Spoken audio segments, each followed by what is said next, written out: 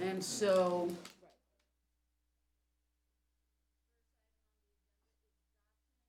the September 19th Borough Board meeting agenda. Do I have? I move. Thank you. All in favor? Any Aye. opposed? It passes. Okay, and the second item is adoption of the August 15th Borough Board meeting minutes. Thank you. All in favor? Anyone opposed?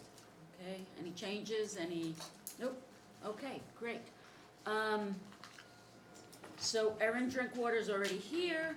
She's the Deputy Commissioner of Intergovernmental Legislative Affairs for the Department of Social Services, HRA, and she will be making a presentation today, so turn over the floor to Erin. Thank you. Oh, should I go?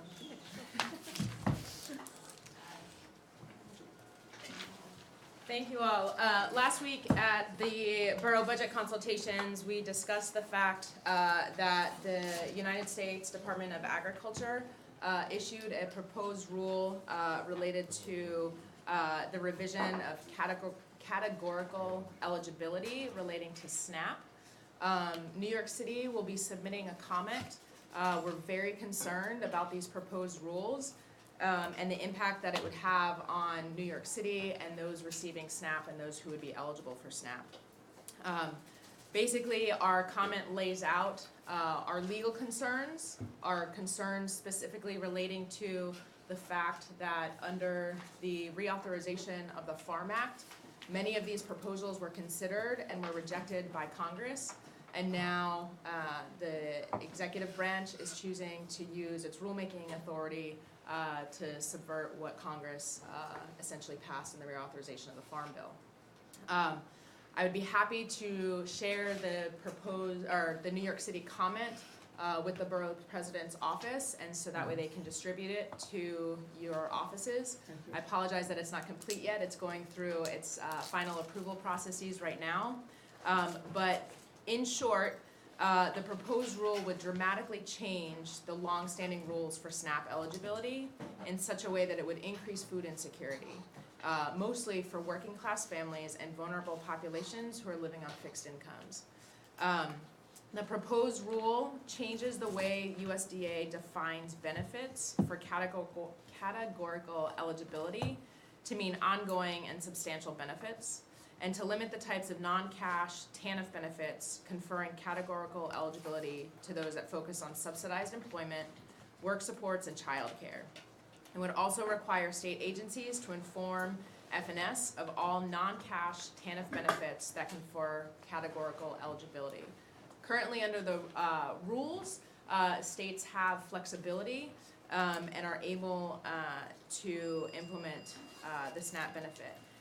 Under the proposed rule, based on our own estimates, as of June 2019, we would expect that 19,000 New York City SNAP households would immediately become ineligible for SNAP because their current household income exceeds the statutory 130% of federal poverty level gross income limit for households without members who are age 60 or older or disabled. I know this is a lot of detail. It will all be in the comment that we issue to you. We just wanted to be sure that we presented today, given the timeliness. The comment period ends September 23rd. And so, as you can imagine, we're quite concerned about that. Basically, this would have harmful impacts on our clients, on the economy. We know that for every SNAP dollar spent, there's additive impact in our communities, at local markets, at bodegas, etc. Even the USDA estimates themselves that, excuse me, I just want to find the one data point and my talking points, that 13% of seniors would become ineligible. So not only would it change impacts for clients in the economy, the nuances of the proposed rule would create disincentives to work and would also create unnecessary churning of cases as assets are spent down over the course of the month, requiring that clients apply and reapply month over month, creating administrative burdens for the agency and requiring asset tests to be applied for many more individuals, creating concerns about quality assurance errors in the staff work for the categorical eligibility tests that would now need to be conducted. So in short, we would hope that, I know it's short, but if your boards want to consider issuing a comment, we'll share with you the link to do so. As I mentioned, we would share our comment with you. There are also concerns about the proposed rule creating a financial burden on New York City and other jurisdictions that use the community eligibility provision to maintain school lunch programs. So currently, as you may know, we serve no-cost lunch to students without collecting household applications on the basis of being a high-poverty school district.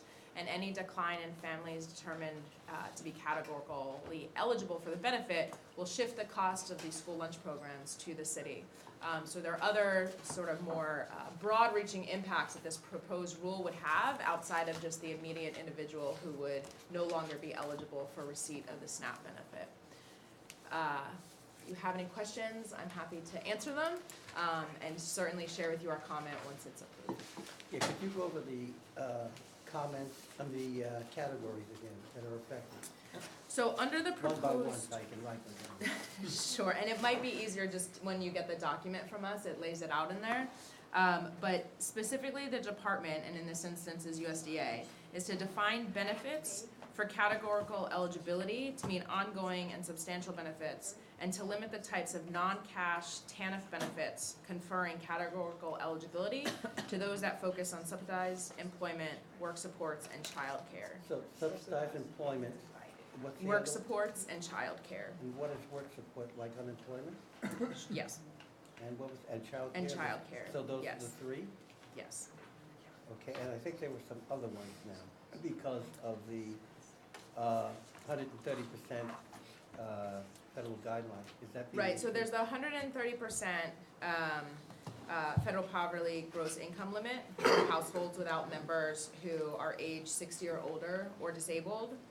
And then I mentioned if there's households that currently pay out of pocket for dependent care costs that are working, looking for work, or engaged in approved work activity. And then, I had already mentioned the 130% of poverty. So what is what is HRA's current standard that, so that we know as comparison what will be changed? Sure. So the current broad-based categorical eligibility rule allows states to lift SNAP's low asset test, and this is the flexibility I had mentioned, so that families, seniors, people with disabilities, and others who are unlikely to be able to replenish any assets as they spend them down can have modest savings without losing SNAP. And so not only does it, as I mentioned, discourage work, it also discourages savings. So the income limit for families, is that still 130%? That's correct. And my board has a general meeting on Tuesday, so it's pretty quick that we need something on those next. I should have the final document able to be circulated, I hope, before the end of business today. Okay. Thank you. Thank you. Are there other questions? Yes. Thank you very much for the update. Obviously, your organization is going to make comments on behalf of the city. Yes. Was it your expectation that each board might pass a resolution? It's not an expectation. It came up in the borough budget consultations last week that the agency was submitting a comment, that the city was submitting a comment. This is a comment that has been reviewed by the Department of Health, by Department of Education, and other mayoral offices. It came up in the course of that conversation, and we wanted to provide additional information to the boards. And so whatever action you as boards deem appropriate, we would encourage you to take that. Obviously, based on our estimates and the review that we've done, we realize that this would have devastating impacts on communities across the city. I recognize that the timing is imperfect, and I apologize for that. But, you know, any comment from the board would be When does welcome. the comment period end? Is there a deadline? September 23rd, so it is very close. And so I'm hoping that by giving you guys what we approved as the city's comment in advance, you'll be able to see some of the data points that we draw down and some of the arguments that we're making, both the legal arguments in terms of process, the sort of, you know, Congress just passed the reauthorization of the Farm Bill. Many of these were included as proposals that Congress rejected, and now they're taking executive action. So hopefully that would be a very good starting point for you to be able to develop a comment or resolution. It would be helpful to have that link to make the comments as soon as possible. Yes, Thank you. absolutely, thank you. Are there any other questions? I know there, go ahead, please. We don't really have time to comment because Monday, you know, we won't have a meeting, but our board has our mission statement and goals, so can we just reply based on that? Sure. I mean, comments that are submitted are everything from, you know, we reject this proposal to more substantive and more detailed responses. So anything, like I said, once you've reviewed the comment and determined what is most appropriate for your board would be welcome. Okay. Thank you all, I appreciate you taking the time Thank to listen, and I'll get those documents to you as soon as possible. Thank you. Okay, I know there are a couple of chairs who have to leave early today, so we're gonna move the agenda around and go directly to community board chair reports, and we'll start with community board. We'll call community board 1, 10, and 11, because I know you all three have to leave. Okay. Thank you. Good morning to everyone. Trying to be brief. So like everyone, there's lots of activity. Our big focus this past month, or going on, is that we had instituted with the borough president a Seaport Advisory Board made up of many stakeholders involved in the development and finalization of any activity around the seaport. Includes the Howard Hughes Corporation, who are the leaseholders and developers of some of the properties. A lot of that was spurred on by an incident on July 4th, where Macy's and the city took over part of the Pier 17, and denied access to the public. And within the Europe approval, a part of the roof was always guaranteed to be open to the public. Not the entire thing, but a part of it. But Howard Hughes has also engaged a consulting and architectural firm, Skidmore, Owens Merrill, to help them finalize their master plan for the area, and also potentially to develop a building on 250 Water Street. You'll hear more about that, but I wanted you to make you aware of lots of activity there.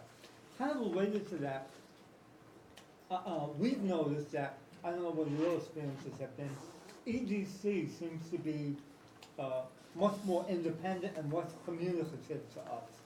And I know there was a RFEI for plus pools. We only got it literally last night, but it had been released. And it was very, very constricted as to what they're asking for. And so we're concerned about that. They've also released a plan for a streetscape improvement on Water Street. Again, practically no community or community board discussion about it. And then finally, coastal resiliency. They started to do some engagement outside of even the community board activity and with ORR, EDC. And it may be a wonderful idea, but they've gone ahead and done this on their own with no connection to the community board. So very concerning. Next, all of you were addressing, we now have the guidelines for the one-time grant again for this year for the $42,000. Another very hot issue for us is in the Battery, and many of the neighborhoods around it are illegal ticket hawkers who are really preying on mostly tourists and selling tickets for either a free bus ride or putting them on a bus and sending them to New Jersey to have a boat have them pass by the Statue of Liberty when they could take the Staten Island ferry. Major issue, and there's been actually some violent incidents about that. Like everyone else, we're going to wrestle with congestion pricing, and I think, you know, Suggested pricing will be implemented at some point. We're developing a working group, look to share any ideas or thoughts with others. Since it is looming, we as residents and businesses should have input as to what those guidelines and implementation will be. We're happy that we had the groundbreaking of a new park in Lower Manhattan, named after Borough, a community board member for a long time, and also president of the Downtown Alliance. One more item that we're wrestling with, again, I don't know what everyone else is, but school crossing guards have become a major issue for us. And we don't have all of our schools covered, and that's understandable, I suppose. There's a problem across the whole city. But there are some areas like West Street that are almost major highways. We have 3 schools bordering them with no covers. We literally call up the local precinct every day to try and get either a patrol car or traffic agents. But that's kind of hit and miss. It's not a real solution. So any idea? So we have a similar problem. Yeah. And the problem is you have to pass the drug test to so the commander of one of our precincts said these crossing guards get benefits. So in the gig economy, it's a good job because it's a short time in the morning, a short time in the afternoon. And so that's kind of how he's been trying to recruit people. So you might. We've had problems with that because in our community, people may be coming from other boroughs or other parts of Manhattan, and they don't want to come for the morning, go home, and then come back in the afternoon. We've had crossing guards that have left to become traffic agents. Right. Because it's more stable, a full-time job, more predictable. So I think it's a citywide problem, not just in our community, but I think as we go through it, we'll just share that and hear other ideas. Because there are definitely schools and children that are at risk. And thank you, Roberta. We're working hard on the paper challenge. Please leave me all your paper at the end, and we'll recycle it. Thank you, Rosie. Thank you all. Thank you. Cecily, CB10. Good morning, I'm Cicely Harris, representing CB10. We've had quite a few issues, as I know you all have. So one of our major things that we're talking about, and we do have a meeting coming up today with our land use committee, is Lenox Terrace. So that's one of our major housing developments, 135th and Malcolm X, Lenox. So there's a proposal right now for the building developer to add 5 additional towers, which will equal probably another 1,600 units there. So we're in the ULURP process right now. I want to thank the Borough President Office for really working with us. So tonight we have our first hearing, and we did get a little bit of relief because our ULURP comment date was moved back, so we actually can have 2 hearings to get the community out. So we have the Tenant Association coming, politicians, a lot of interesting groups coming out today, and then we will have another hearing October 17th, and then we will vote for our general board November 6th. So it's a lot going on there. Very heated discussions are happening. A lot of interested parties with a lot of different, reasons and proposals and things going on. So hopefully we'll be able to vet a lot of those tonight. This kind of goes along with CB10, kind of really moving all of our hearings and more of our important meetings to days when we don't have general board meetings, so that it's not that rush decision, that 2-hour decision or that 2-hour, 3-hour, 4 or 5-hour meeting that ends with people like, what happened? We just had a vote and no one knows what happened. So we hopefully will, everyone will take advantage of these hearings that we're having in preparation for our general board vote. So that's one of the things that we're doing tonight. Then we have the Lincoln Correctional Facility, so that is also on our minds and our agenda. We met over the summer with Borough President's Office and a lot of politicians in the community to talk about what that use is going to look like eventually. It is closed. I think it did close like 2 weeks ago. So we don't know what's going to go there. We just know we do not want market rate apartments. We hope that it stays a reentry facility, something that supports the criminal justice reform that's gonna take place in January.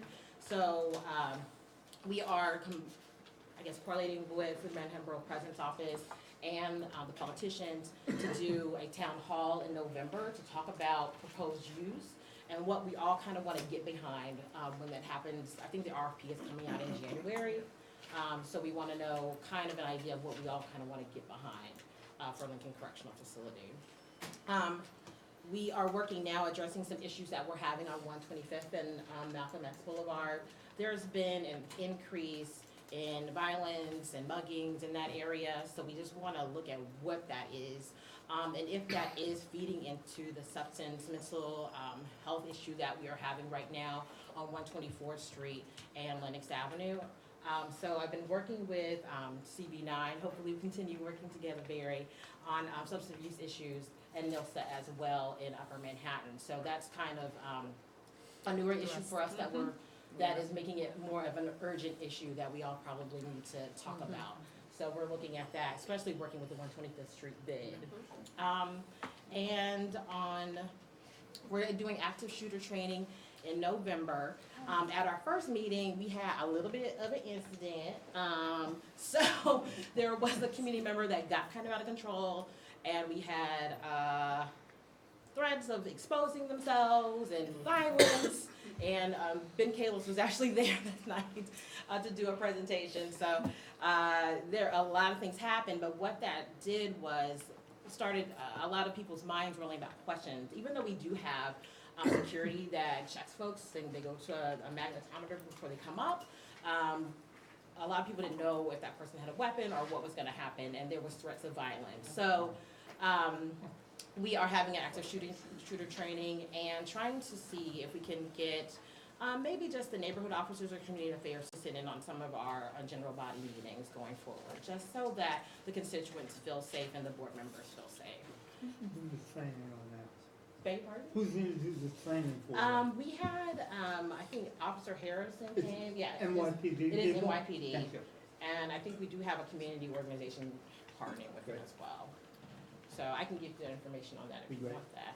And lastly, we're doing an outdoor project. On a happier note, we're doing an outdoor project with 125th Street bid with a lot of our businesses. They're letting us paint their doors, the store doors. So we're going to have a contest for young people to see who wins, and they'll get to paint 4 doors within the community. So that's what we did. Great, thank you, Cecily. CB11. So, good morning, everyone. So at East Harlem, through the East Harlem Points of Agreement, the multi-service center is being redeveloped this month. 3 tours of interested developers came in through the property to see what they can do. As the RFP states, they'd like to see some community space reserved for community-based organizations as well as affordable housing. 30% for homeless individuals, and then the rest developed, but 100% affordable housing. While the community did not initially come out in droves when we had the meetings to discuss what you'd like to see on the site, now that it's becoming a reality, we're being contacted regarding the loss of the potentially the 14 not-for-profits that are there. So there will be a plan to relocate the not-for-profits, but as you should be aware, usually people don't wait for a relocation plan once they know that something's gonna happen, so there's a good possibility that some services will be moved out of the community, so we'll have to plan for that. Next week, Ben Kalos's office will be doing a Go Bag giveaway at Mount Sinai, so we're looking forward to that. We had a presentation from the Central Park Conservancy regarding the Central Park Lasco Rink renovation. It is slated to close probably the spring of 2020, and it will be a 3-year project. The idea is to restore the function of where Lasco Rink is and move the pool and make it a bit more, a lot more eco-friendly. And to restore the woods and things like that. So the plans look great.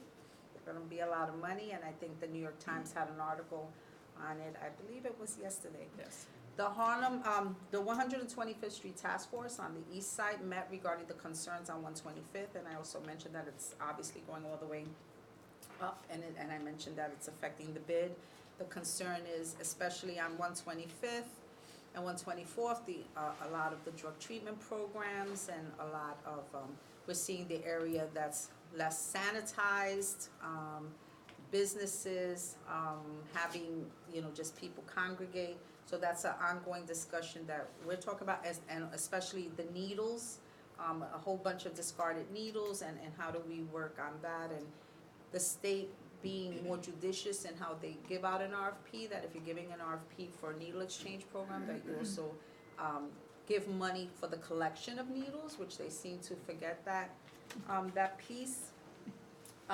We've also had ongoing discussions of the drug treatment expansion programs on Randall's Island. Odyssey House is bringing some youth, and they're very well-run, well-contained program, but the community as a whole, the conversations are the drug treatment programs and the further housing without having more control, or at least more conversation on that.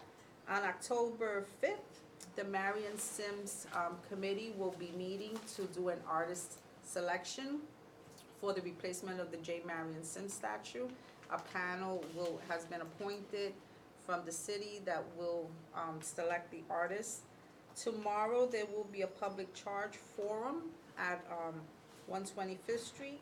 We are also concerned with congestion pricing and how it's affecting our community.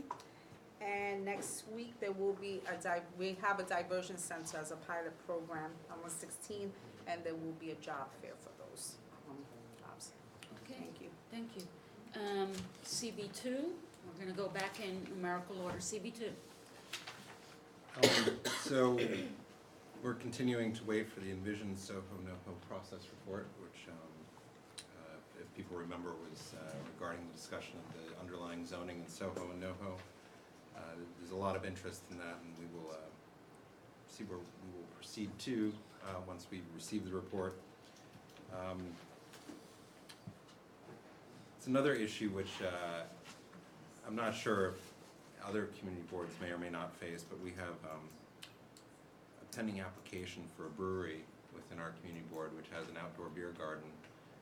However, those types of applications, which it's a microbrewer, combined craft manufacturer, and a farm brewer, require no community input at all in the process of opening them. So there's going to be an outdoor beer garden right next to a residential building, and granted we have some unique zoning that does allow that. It's clearly an issue, and I think that we all understand the implications of that. We've been trying to ensure that we can provide some input to the liquor authority, but there's no statutory requirement for any input. So I will let everybody know how that process moves forward. But it's definitely an issue and a concern.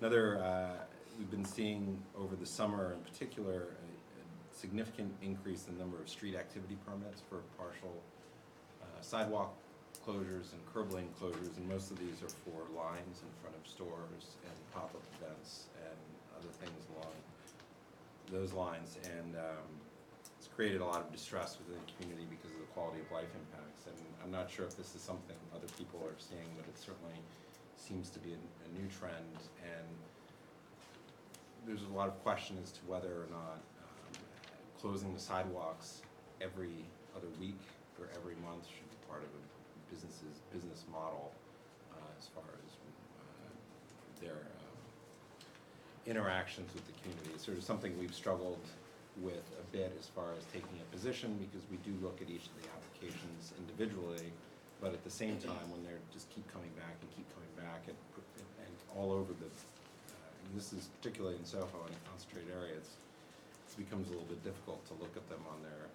unique individual merits. And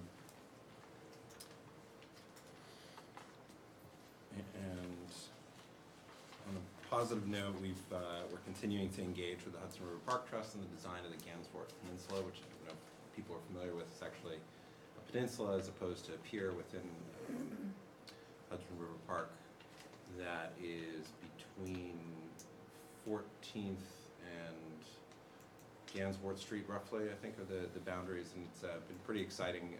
They had presented some plans in the last few months, and we had an opportunity to really look at some more finalized plans, which includes a new soccer field, some passive recreation area, and some access to the water.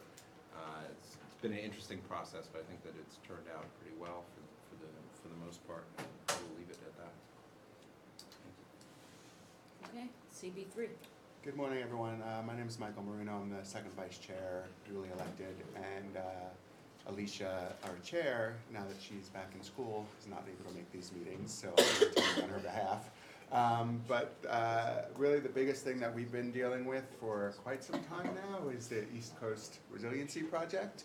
So we want to thank the Borough President's Office as well as Carolina Rivera's office for funding the independent review that is currently ongoing, and we look forward to getting that report. I know that the reviewer has been meeting with various different stakeholders and attending a lot of the meetings that have been going on, and there was a community input session this past Tuesday on some of the amendment changes, and there's a vote happening on Monday at the Design Commission on the preliminary design. So there's always a meeting going on in our district about the East Coast Resiliency Project. And we are just starting now to work on the Lower Manhattan Coastal Resiliency Project, so I'm sure we'll be talking to you guys a lot about that. And to your point about the ticket hawkers, that also affects our district as well, because one of the things that they do is they put people on buses into our district to Basketball City, where the party boats leave from. And that causes a huge traffic issue in our district with these buses coming and going and stopping on the FDR to onload and offload passengers for these party boats. We are also very concerned about the congestion pricing issue that's coming down the pike, because a lot of people in our district are in a transportation desert. You know, the closest subway to them is a 20-minute walk. So a lot of people in our district have cars. And so we are really adamant about having some sort of exemptions or carve-outs for those people. And the last thing is myself and the district manager have been meeting with a series of consultants in August to try to bring somebody on to do a training for our board chairs about how to run more efficient meetings. And we've gotten a number of proposals. We're reviewing them tonight at our executive committee meeting. And then hopefully if we find something that works for us, we'll be able to share it with the rest of you. That's it. Okay, CB4. CB4, going once, twice. Okay, CB5. Thanks. Hi, Rosie. Hi. My name is Craig Slutsky, and I'm the secretary of the board. Vicky was unable to attend today. Last month, Vicky discussed the problem of homelessness and how the increase in our district. And I know that's been a concern for a number of boards.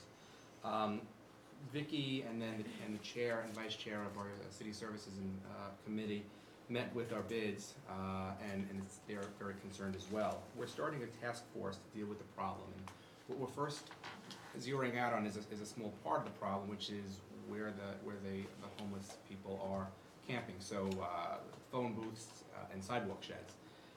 We're taking a sort of a poll of where all these phone booths are and if they're actually being used, and then if not, we're going to try to get rid of them. So this task force, we've created this task force, and hopefully they'll present fairly shortly on that. The second part of the task force is to look at the greater issue of homelessness, which is obviously a very challenging and complex issue. We also had a task force that I mentioned when I was here a few months ago on the Broadway corridor in the high 20s to 25th through 29th streets, roughly. We had gotten a number of liquor license applications in basically a 4-block radius. There's just a number of new hotels, new restaurants, new co-working spaces that came up all at once. So we're taking a look at that. The task force is working with community leaders. There's actually some members of the community on the task force. We've also worked closely with our elected officials, and we've already informed the SI that it's coming. The task force is going to make recommendations as to whether or not we should have guidelines and what those guidelines should be on hours of operation, method of operation, how we deal with rooftops, etc. That should be reported to the full board in October. We are also going to get a presentation from Central Park Conservancy on the Lasker rink. That's coming in about 10 days for us. So it's interesting, and it's good to hear that it went well on your end. The last thing is, on this Tuesday, we had a retreat for our board members, so we had about 3.5 hours on Tuesday night of instructor-led training. It was actually very helpful. Part of our challenge is that we have a fairly young board, and when I mean young, I mean inexperienced members. I think more than 50% of our members have been on for less than 3 years. So it's a challenge for us, and the retreat, gave our committee members information on how the board works, and we had presentations from all the chairs as to what each committee does. We also had a very important segment on consensus and why it's important and how do we get to consensus, and why a consensus decision that may not be perfect is better than a split decision. It just makes it stronger.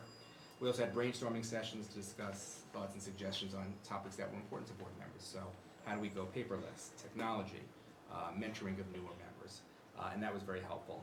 But it also accomplished one other thing, because we had a bunch of icebreakers, because with such a new board, many of us don't know each other. I spoke with someone who's been on the board for 3 years, and I had literally never spoken to this woman in all this time. So we had a number of icebreakers, and we got to know each other, and I think that will actually be quite helpful as well. So this was, I think, a very successful event. Was that all Something we in-house? should look at with the term limits coming in the near future. Right, right. So to answer your question, we brought in a facilitator. We did. The facilitator actually was on the board. I mean, she left 9 years ago, but she was actually very familiar with the board. Vicky was on the board at that point, obviously. So it was facilitator-led, but it was facilitator-led by someone who actually knows what a community board does and what the challenges are. CB6. Hi, good morning. Sorry I was so late. Anyway, so to your point, we do have some cheat sheets that our the office has put together for like writing minutes, writing resolutions, and how to run a meeting, kind of just a run of show for a meeting. So if I could share those with everyone. Yeah, they're just like really templates, but I think they're helpful. They're on our website, I think, too, but I'll send them to everyone. And we have like some Robert's Rules for Dummies books in our office too, so people can borrow those. So those would be helpful, because those Robert's Rules, like one sheets aren't as helpful, I think, as just a book. So anyway, briefly, the ESCR, yes, we're in the middle of that as well, and we thank you for setting that up for Dr. Gopal Hans to come meet with us. That was helpful. The hearing is next week for that, and then it goes to City Council, so it's ongoing. We're looking at Mount Sinai Beth Israel. I may have mentioned this at the last meeting. They are selling off a lot of properties. They really don't want to talk to us about it yet, because they say they're not quite sure what they're doing with the properties, but there are several, like up to 15, and really the 2 big pieces of land that we're trying to work with BRC, Breaking Ground, West Side Federation, so we're meeting with them, but all these groups do supportive housing, so we'd like to see some supportive housing there, so hopefully we can start talking to Mount Sinai and Beth Israel and figure out how they can work with the community and help us to, not just sell it to developers, and affordable senior housing, that kind of thing. The heliport task force, I was gonna ask when that's starting back up again, if there's another meeting, because we do have a lot of issues around the heliport. So I don't know if you can, maybe Brian. We haven't set a meeting. We're working with Congressman Natler's office on when the next meeting will be. So Okay. we will get back to you. Thank but we you. will try to do something sooner rather than later. So we did a walkthrough last night. There's a bike path along from 23rd to 34th, and all electeds and DOT came out, and a lot of the properties there are EDC properties, and they're leased to, private heliport, NYU Langone parking, a water club restaurant that's closed just for private parties only. It's, 4 blocks of our waterfront. So it's kind of tragic that we have, don't have access to our waterfront, and EDC has all this land. But one of them is this giant heliport pad that's, again, maybe a block and a half of our waterfront. So we'd like to, as part of that heliport task force, talk about that. We have formed a complete count committee for the census. So I know that someone had asked, I think maybe someone from your office had emailed about that, but that committee's been formed. We'll work on getting the sanitation garage task force formed. That is on the budget for the city. It's been opposed by our community board and by the neighborhood. Anyway, so we get that it's our trucks, so we want to figure out a way to work with, DSNY and the city and we're forming that task force now for it's kind of a contentious issue, so it's on record here, I'm saying it out loud, that we're forming that task force now. Ben was there for the ribbon cutting for the Sutton Place Park, so we have a couple waterfront parks, in our area that were, it was an expanded park and damaged from Sandy.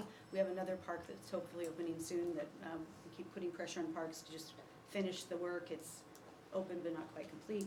The walkthrough, cheat sheets. We have, with Noel, I don't know if you've been working with Jesus on the, our Airtable, kind of a spreadsheet, and I could send that to everyone too, but it's Airtable is the software, is the app we use, and we've been using it for our budget items, and it's really interactive and, you know, it's really useful.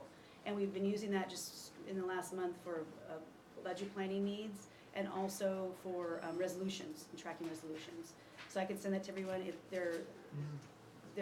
we just started them like less than maybe 6 weeks ago. So work in progress, but they're great tools, and all the chairs love them, and so we're getting there with some kind of data, you know, analysis, collection, tracking system. And then I wanted to bring up, since Ben's here, scaffolding. Someone mentioned, we were talking about homelessness and the issues around that, and the scaffolding, a lot of folks like camp underneath there too as well. And I know you've talked about it a lot, so I'm not sure if there's, where that legislation is, if there's an intro, but so it was brought up in exec last night, and so I said I promised to check in with Ben and find out more about that. And I want to say one last thing on the congestion pricing.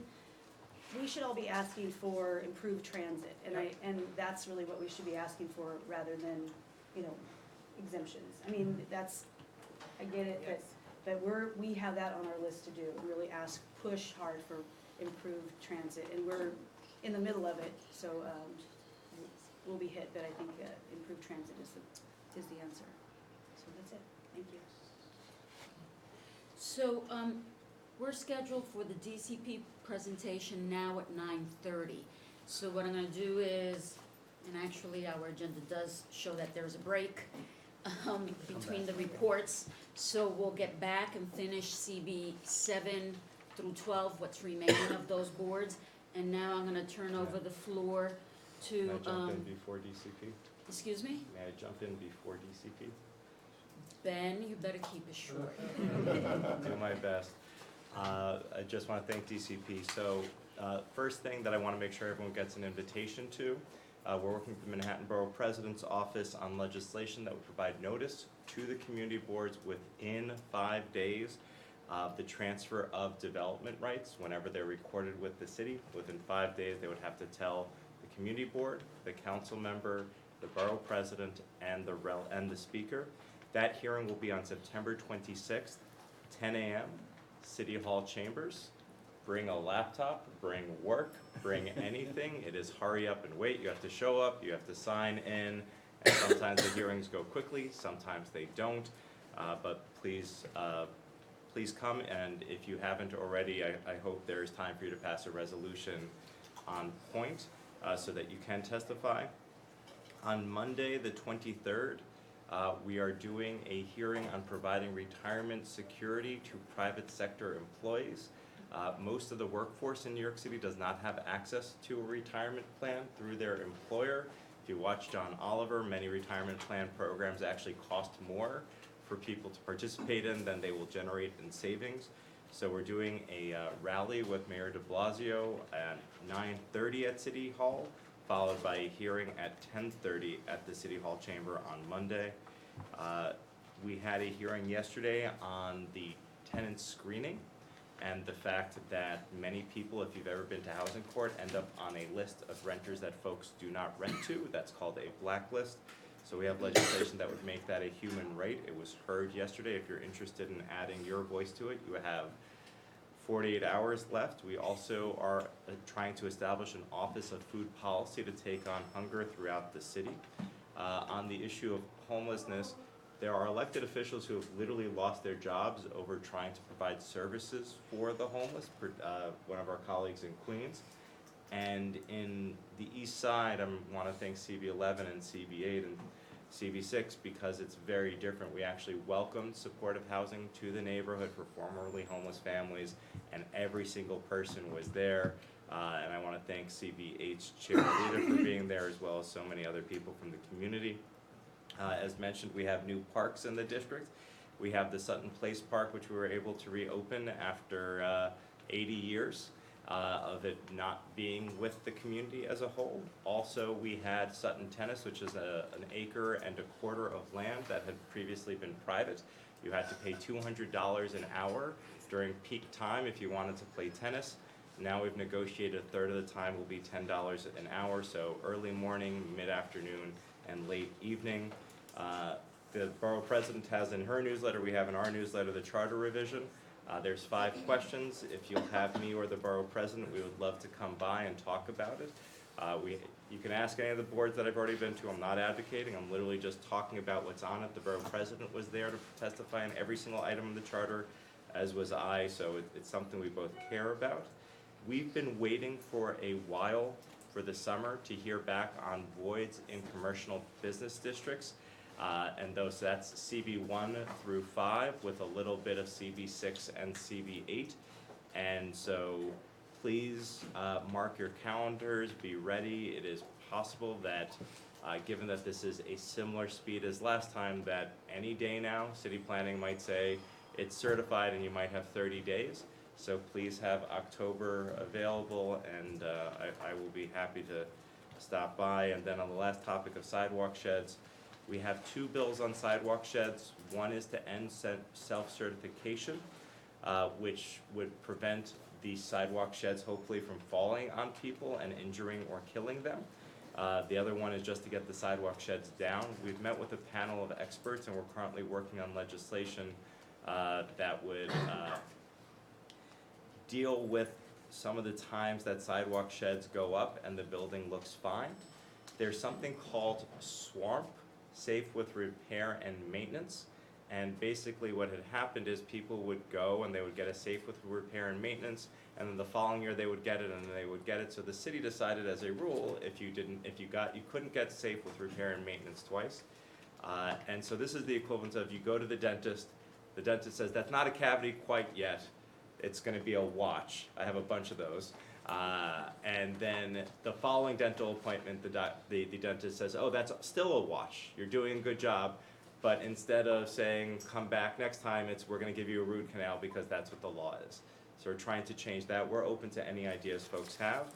And I thank you, and I will end right there. No questions you can ask afterward. I just Perfect. want you to clarify, you said that testimony could be submitted in the next 44 hours on the blacklist. Submitted how? If you email policy@benkalos.com, we will take it and forward it to the committee council. Excellent. Thank you very much. Just to be fair, Councilmember Mark Levine walked in, because we went off topic. We're waiting for DCP, but if you want to give your report now. I'll be very, very brief. Yes. Good morning, everybody. I'm going to update you on an issue I spoke about last month, only because there's been a lot of development since then, and that is our battle against the epidemic of teen vaping. Some of you have seen this in the news at all levels, and as a reminder now, it's estimated that as much as 30% of teens have used vape products. This is pervasive not just in high schools, but in middle schools, even in this city. In our hearing on the topic, we had kids as young as 11 report that they wouldn't go to the bathrooms in their schools because too many peers would be vaping and they didn't want the pressure. This is not a benign product. It's nicotine, it's highly addictive. There are other chemicals involved. Some of you saw reports over the summer of hundreds of people getting sick all over the country. We haven't really figured out the cause of those illnesses, respiratory illnesses, but they all had one thing in common: they were using vaping devices. So that should be a note of caution. Kids are getting hooked by flavors, by things like mango and chocolate mint and watermelon twist. They're obviously designed to appeal to kids. It works, and we're trying to ban those flavors to protect kids. There's been incredible action in recent weeks on this front. Even the man in the White House, whose name I prefer not to use, has made some comments on this.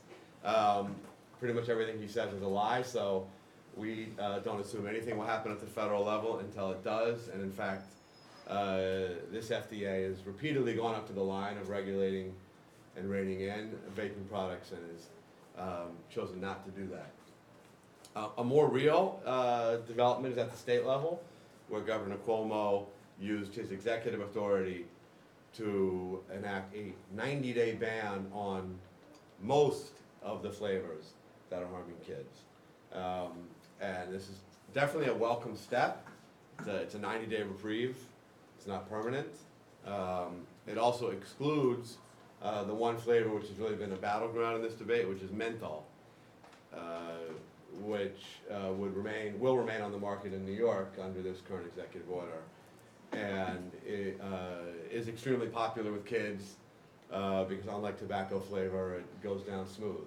And we know that with that product on the market, kids will continue to use it.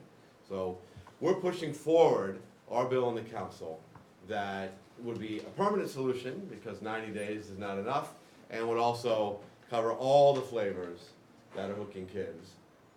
It would allow for adults who want to quit smoking to buy vape products with tobacco flavor.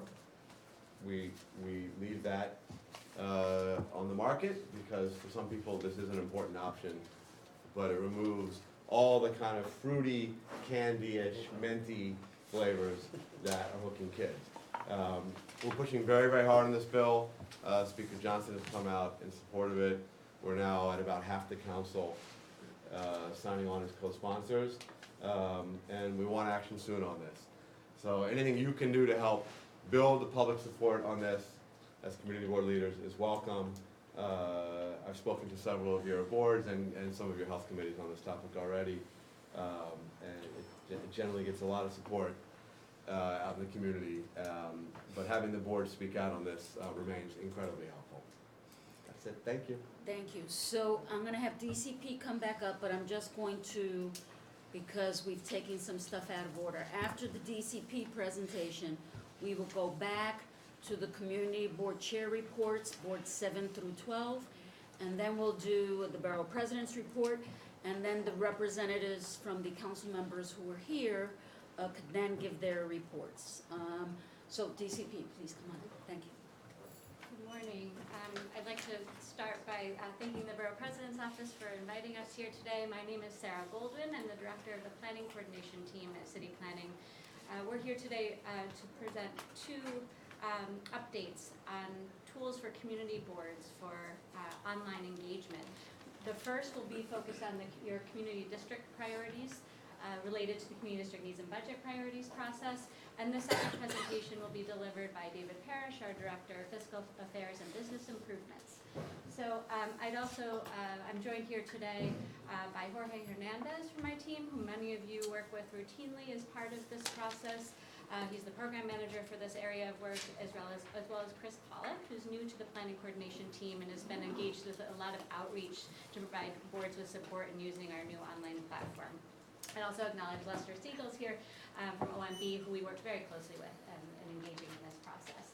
So overall, our presentation will be brief. We're here today as we're entering into the fiscal 21 cycle for the needs and budget priority submissions due at the end of October, as well as a touch point with you in using the new online system that we've delivered to you in August. So to ground those of you who are newer to this process and with in the aims of the work that we're doing, we over the past 4 years have unified the community district needs and budget priorities, both of which are charter mandated processes, through creating an online submission form that standardizes these inputs and provides community boards with a digital platform within which to submit these needs and priorities on an annual basis. Sorry, seeing this marker was a little distracting. By developing this single end-to-end platform, it enables city planning and OMB to collect these annual inputs from you. I'm sorry, I'm very distracted by that. Is there a way of turning that pointer off on this or no? No? Okay, I'll ignore this.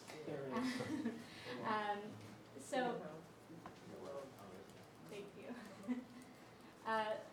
In creating this new online system, not only does it help community boards to have a standardized process for entering their needs and submissions, but it also enables us to provide you with tailored reports at the end of the cycle, as well as city agencies. Sorry. This may take a little bit longer and may just have to hold it down. This is, I can ignore it too. okay, if that's- yeah. It's super smart. Yeah, Sorry. it's okay. It'll take me 10 minutes to figure it out. See if I can Yeah, you wanna just lay it. does that help? There you go.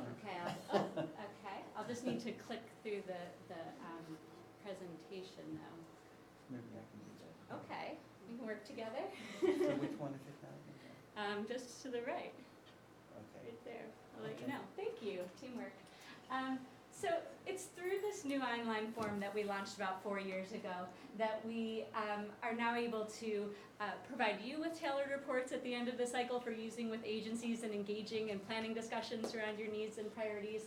We're also able to deliver agencies tailored reports at the right time in the budget cycle for them to consider that as part of their department, forming their departmental estimates in early December, so that they have agency-specific reports where they can view just your priorities in the context of their planning and outreach. So our overall goals here were to improve the quality of dialogue between boards and agencies in the context of this cycle, as well as on an ongoing basis to inform better inputs in agency planning and outreach and decision-making.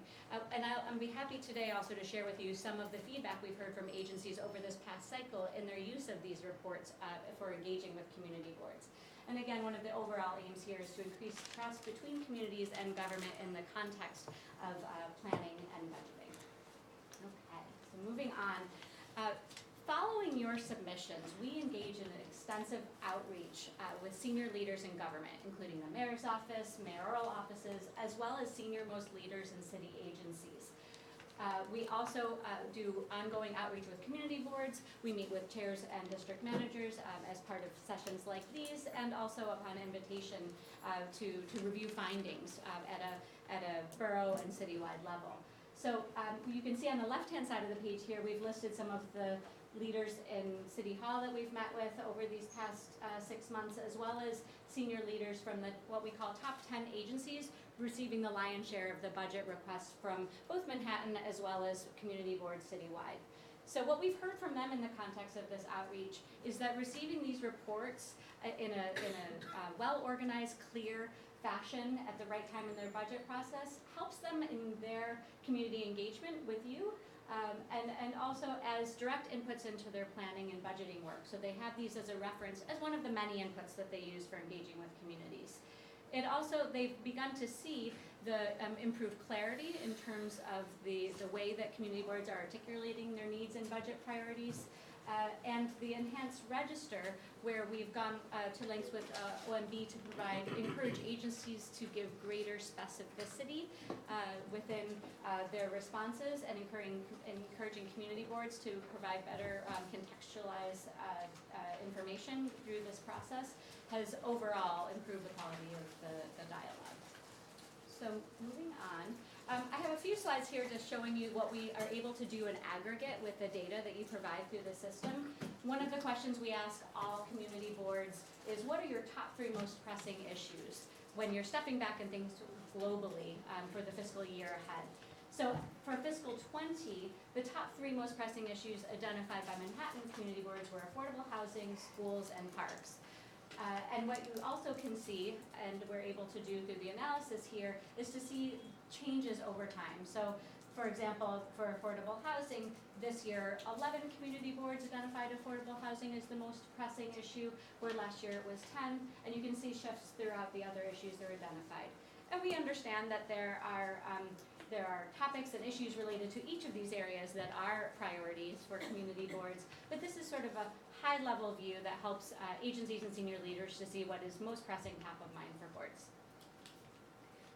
And then we're also able to aggregate the information into borough-wide and citywide maps and analysis to provide to stakeholders in the process.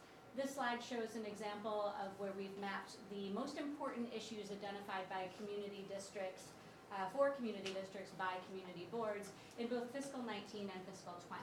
So what you're seeing presented on this slide is for fiscal 20, the most important issues identified by Manhattan boards, and you can see that sort of distribution of issues across the borough of Manhattan. In yellow, preservation of affordable housing was identified most frequently by Manhattan boards, with 5 of 12 boards mentioning that. You can see where those are located within the borough. You're able to see in the stipple, the dotted boards, those boards who changed their inputs year on year, which goes against previous notions that we've heard from agencies where they questioned whether boards were refreshing these year on year. So we're able to see where those changes take place. And we share this type of information with senior leaders at HPD, DOB, city planning, and other agencies that are involved in responding to the needs of communities related to affordable housing. So moving on. Here's a snapshot of how we're able to synthesize the budget priorities information that you share with us. So what we've presented here on the screen are the top 10 most common budget requests of Manhattan community boards. You can see how they are totaled up by agency and which agencies receive the most requests from community boards. And you can see here that Parks Department received the most last year with 62 total requests for upgrading or reconstructing a park or a park amenity. We're also able to compare the total volume of requests received by different city agencies and the changes year on year. So moving on.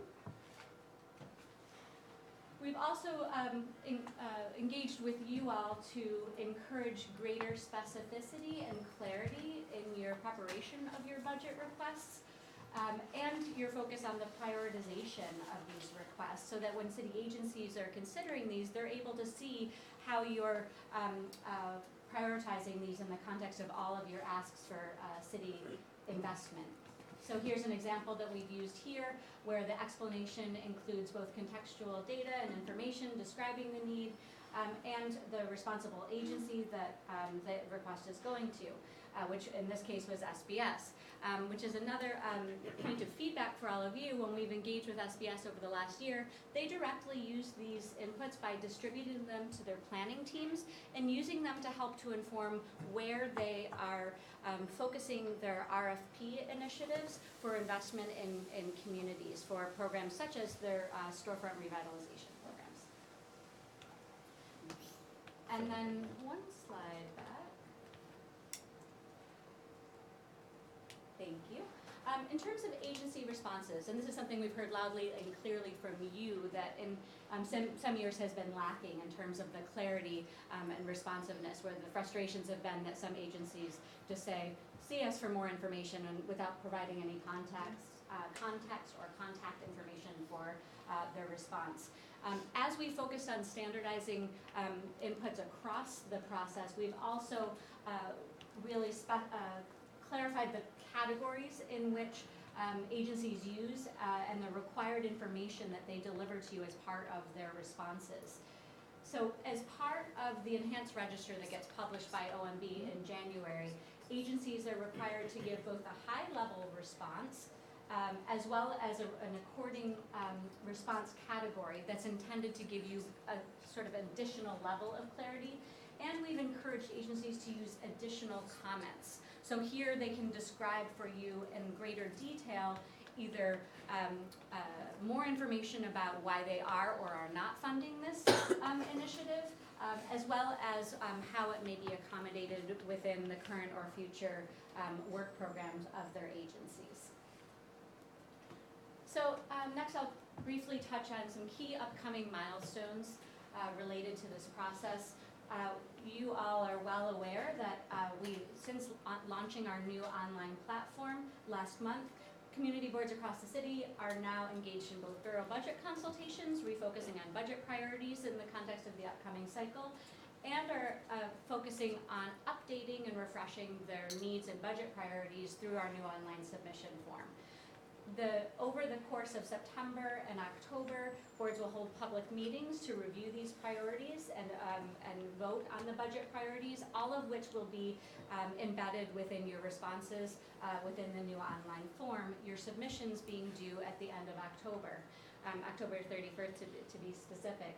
The reason behind this timeline is that in order for us to turn around and deliver both the budget priorities and these tailored reports to agencies in time for their preparation of their departmental estimates, this deadline enables us to give that information to them. OMB delivers the budget priorities data to them on a rolling basis as it comes in. City planning is using this new platform to be able to synthesize and extract that information and deliver those tailored reports by Thanksgiving to agencies. The following 3 columns include some highlights of the process that follows, which involves many points of public engagement between communities and agencies throughout the context of the budget cycle. Any questions here? So our new online form was launched in August. Can I see by a show of hands how many of you are familiar with the new form, have registered to use it? I see a small selection of hands.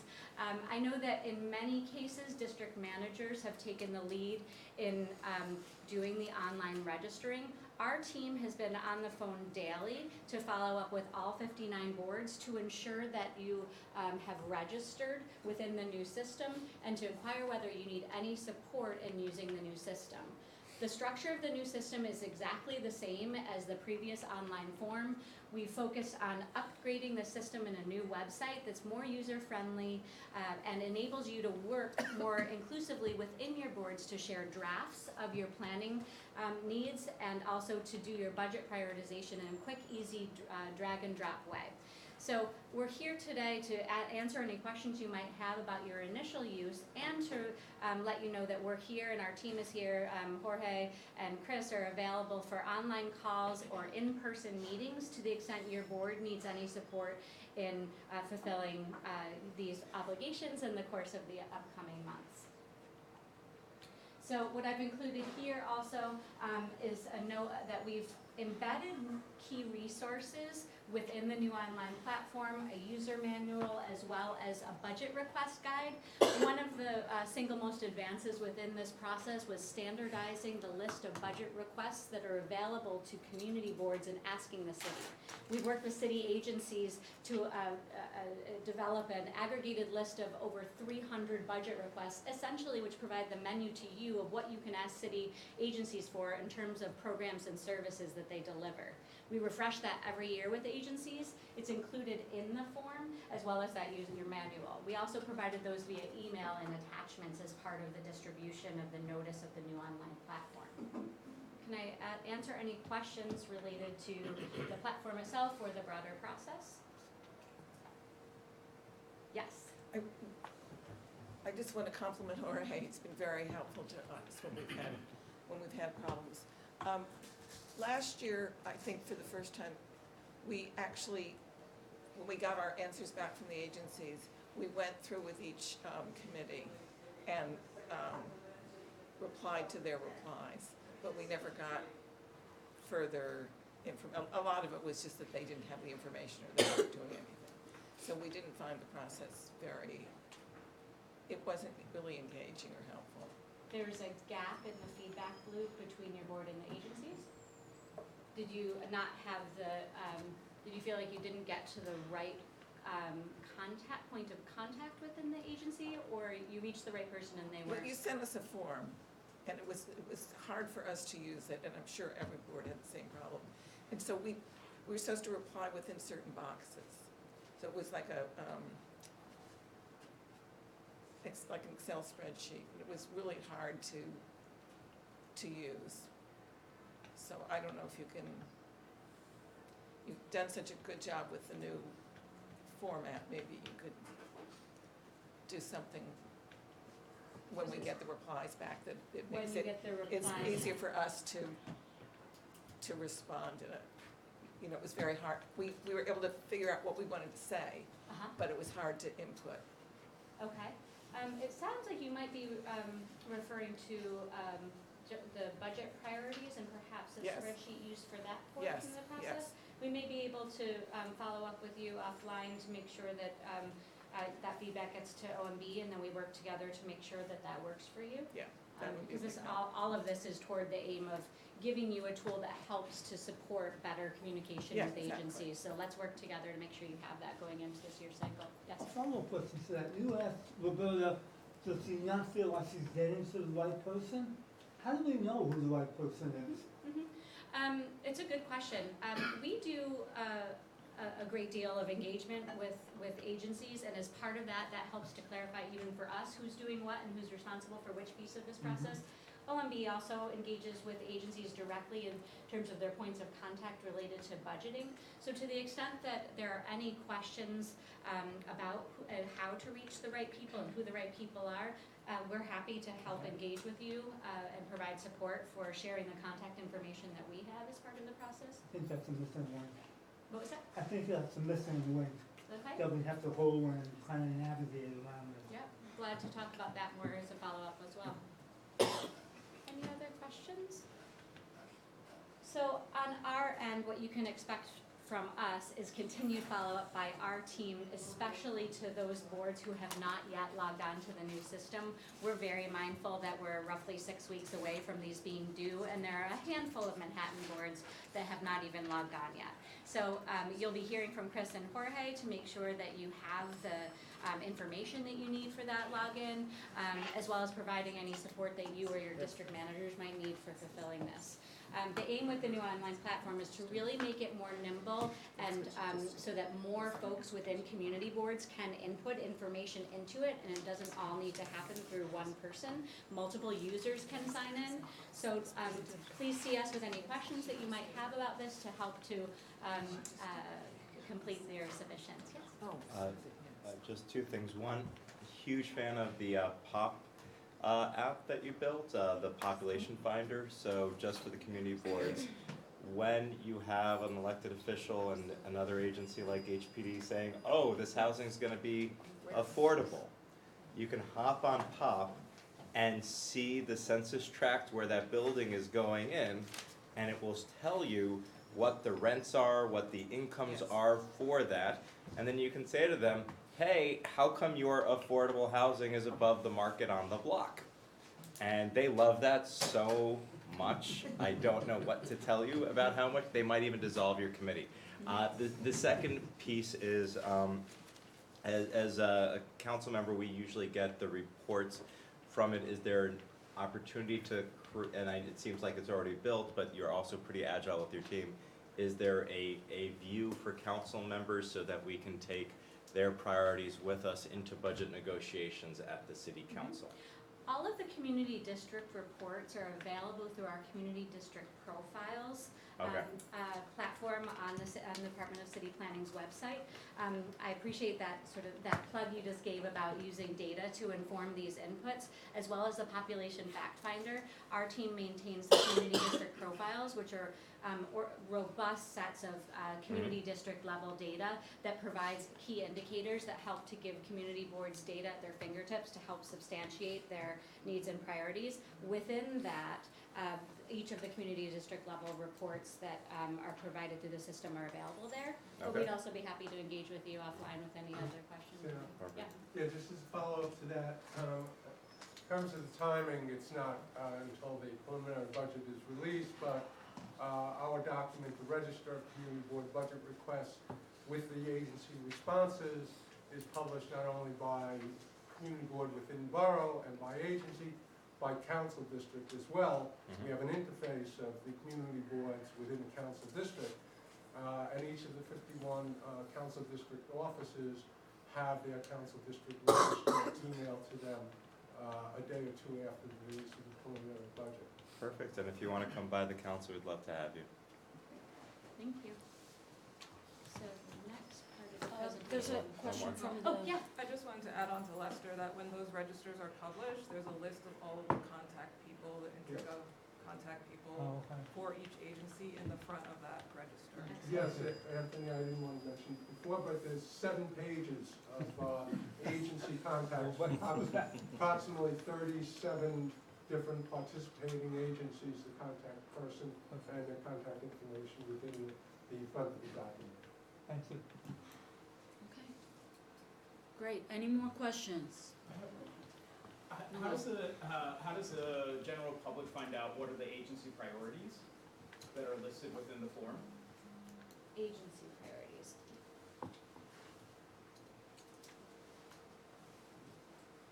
Good question. Initially, we've put that together in that list for community boards to use as a resource. But we can consider whether there's a way of sharing that information publicly, and to what end. Each agency also presents their priorities and their program and service delivery areas in their own way within their websites. It's also, they often, in the context of this cycle, present that information as in introductions, whether it's, for example, in the borough budget consultations, or in other public-facing forums where they provide the overall view of their agency priorities as well as their priority service and delivery areas. For example, the Parks Department and their Community Parks Initiative. I know that they have a synopsis where they deliver directly in public engagement with community boards as a view of their budget priorities. But I'm glad to follow up with you afterwards to talk about where there may be opportunities to expand that accessibility. Great. Thank you. Thanks Thank again you very much. much. Hi, my name is David Parrish. I'm here with Hannah Cates from our Planning Labs team. And this is continuing in the trend of transparency and public engagement. For some time, the department has been working on the zoning application portal, which is a way for us to publicize, to share information about filed, certified referred, and completed applications online. About a year ago, I was here to talk to the board about Zap Search, which is essentially a public portal with a map showing every land use application in New York City. Today, we're here to talk about the next phase of this, which will be coming in a few weeks in early October.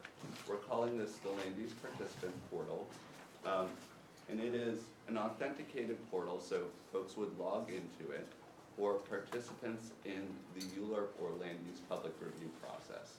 So generally, this would be community boards, borough presidents, and city council.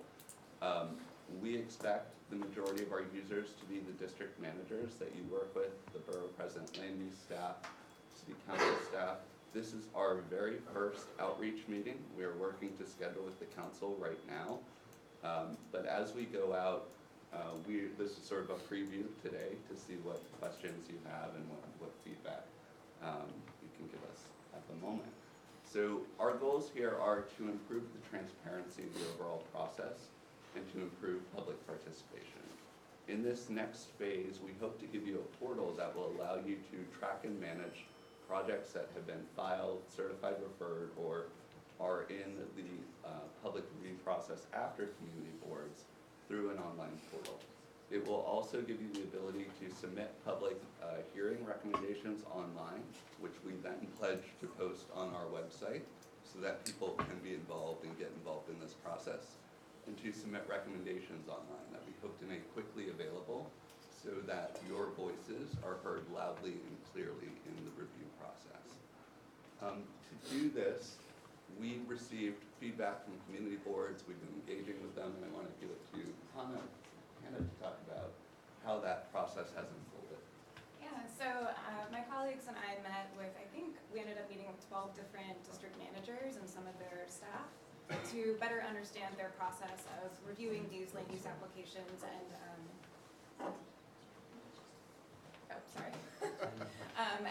submitting their hearing notices and recommendations. We learned a lot through that process. There are a lot of opportunities to improve this process and make it easier for boards to review these applications. We're definitely not going to be able to solve all of them in this first release of the product, but we think that we're going to be able to address several big pain points through this work. So one thing that we learned is that community boards really want earlier notice about applications before their review begins. A lot of people we talked to felt that 60-day review period is pretty crunched. They really want earlier notice of what's coming in the pipeline before their review begins. They often also struggle to keep track of deadlines, especially if you have multiple different projects you're supposed to be reviewing. It's tough to remember exactly when your recommendation is due by. They also kind of felt like after they submitted their recommendation, it was really hard to figure out what was going on with that project afterward. So wanting to be able to watch the project as it progresses through other stages of public review. And they also struggle with turnover of members switching over on the board, having to catch everyone up again on what the land use review process is like and what steps are involved. So in the initial design of this platform, which we'll be having community boards beta test the actual live site in a few weeks. So we'll be reaching out to different boards to help with testing on that. We're hoping to address several of those big concerns that boards have been dealing with. So when you first log in, you'll immediately be greeted with a dashboard that's a list of all of the projects that your board needs to review. So there are several different tabs here. The first prominent one that you'll see are the ones that are currently in your review period. You need to submit your hearing date for them and submit your recommendation. Each of these will have like a little snippet of information about the project, a very clear deadline of how many days are left in your review period, and buttons that are either activated or inactivated depending on what step of the process you still need to do. So it'll be really easy to submit your hearing date and your recommendation online through this. If you want a lens into what's coming up in the pipeline that isn't currently in your review period but will be soon, there's a tab of upcoming projects. So those are projects that have been filed but haven't yet been certified. Then there's also a tab for reviewed, so that after you finish your review, you can keep track of how the borough president responded to a project, what city council said about it, and find out what the final status of the project is. And then in the future, if you want to be able to go back and refer back to historical projects, there's also an archive tab, so you can keep track of your board's history on how you reviewed different projects that were similar in the past. And will that be retrospective to prior to the launch of the portal? Like, will you have older applications? How far back will that archive go when it launches? Yes, so it will, the data system that this is coming from does still have, I think, some like data kind of backfilling issues that we'll need to work through, so I don't know exactly how far back it'll go. I think it should go pretty far back as long as the data quality is good on all of those records, but we won't have the digital application materials for all of them. So in this first phase of the project, you will still be reviewing paper applications, but using this as like a tracker and a way to submit your hearings and recommendations. But we don't actually have digital applications yet to, like we're not gonna be able to go back and like backfill an archive, to digitize all those historical applications. So for some of them, you'll still have like basic project details and attributes about them. Like if you click on one of these, there's a whole profile that opens up, but you won't have like the full land use application form to look at. But it would be for anything that's currently in the process, or it will be for upcoming land use projects that will file? It'll be all of those. All of Yeah, those? yeah, you'll So have it's the ones ju- that are it's- upcoming, ones that you currently need to review that are active, and then ones that have already passed your review and are So not the passed. completed ones in the past, those won't be in So there?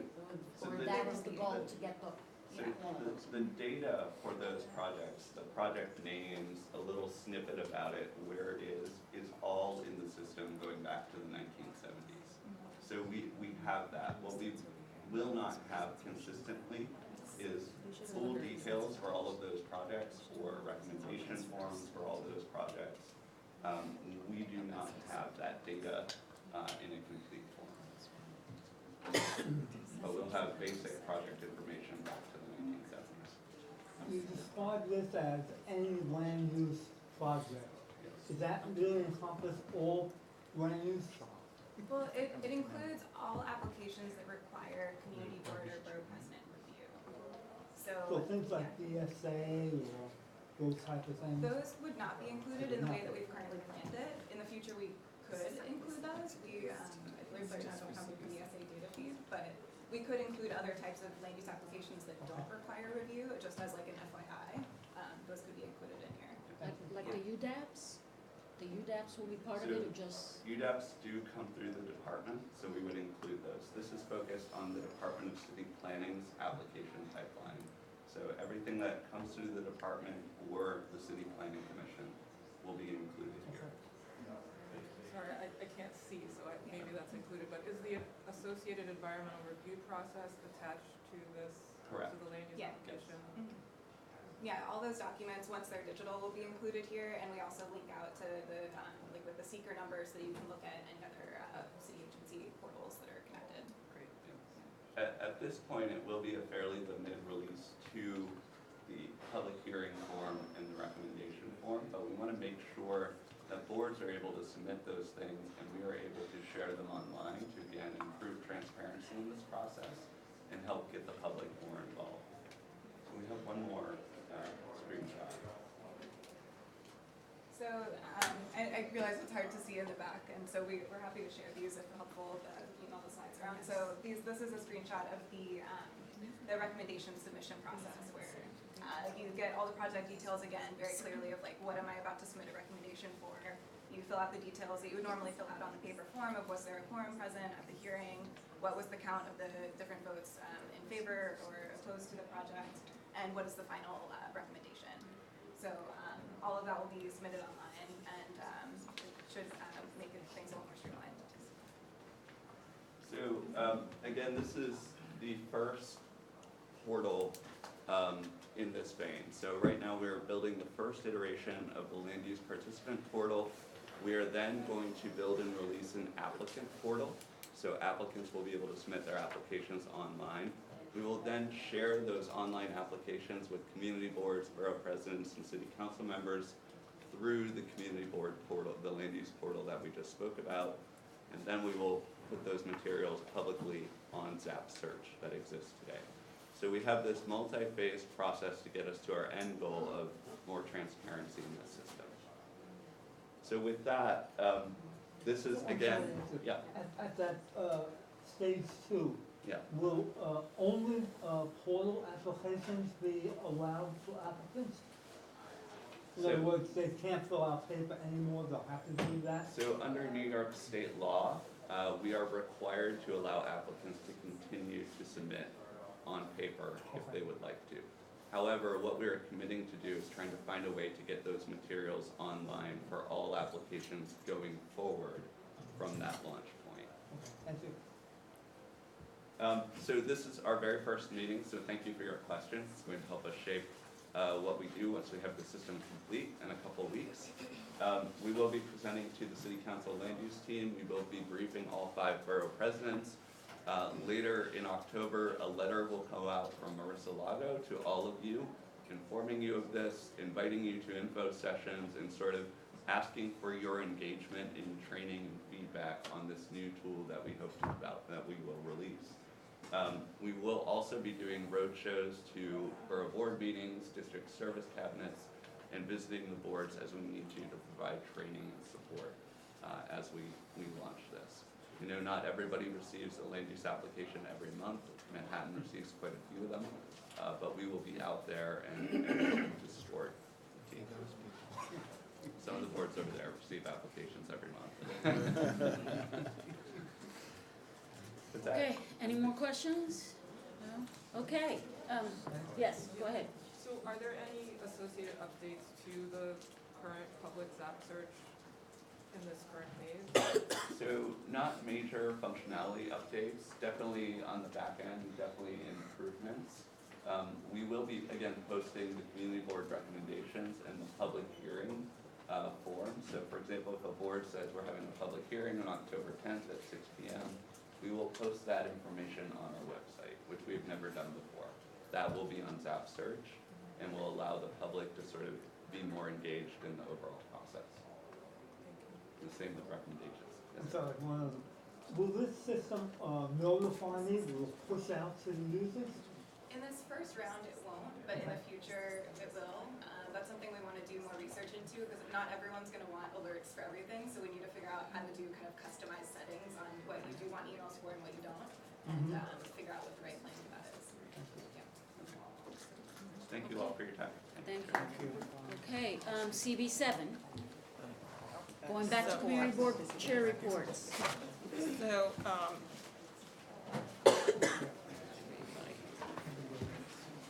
we had a candidates night for the first time ever. Somebody, at our our last board meeting, there was so much grumbling by 2 or 3 people that I put it to a vote, and it was voted to have a candidates night. But Candidates night for new candidates running for chair of the board. The election, the nominations were September, the election is October. But our bylaws state that at the full board meeting, each candidate has 3 minutes to speak, and then there's a Q&A, and then we vote. So I didn't want to do a redundant meeting, so I invited the 2 reporters on the Upper West Side who I trust, who write well, don't write opinions, to come in and be neutral. And suddenly, this was the most controversial thing that had happened. I was getting emails from 2 or 3 people all weekend long. On Saturday, I published all the questions that were being asked. The 3 candidates then were writing back and forth. They submitted some questions. I included those questions. I told every board member they had until 5 o'clock on Monday to submit questions. By Monday, no questions had been submitted. The 2 reporters came. One of our board members castigated them before the meeting. The meeting went really well. At the end, there was some time left, so 4 people asked questions. Afterwards, everyone thanked me, but it was hell getting to that point. So I have to say, I'm very happy that I'm term limited.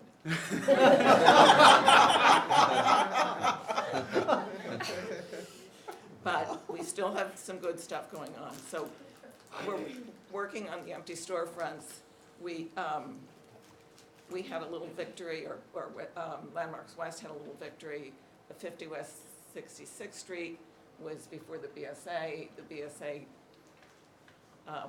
would not fine for the City Club, but they did feel that Landmark West had made a good point about the voids, and so they have until December 17th to come back. So it's, 3 steps forward and maybe only 2 steps backward. We are planning a senior fair in November. We are doing a transportation fair on the 29th of October. I'll send an invitation out to all of you. We've invited to talk about use of curbside space in lieu of because of congestion pricing coming to the community. And so we've asked a variety of people, including the MTA and DOT, to come and talk about things. And Gail's office is going to be involved because you're doing some work on congestion, on residential parking. And Alita and I are working on a hate crimes forum for hopefully November.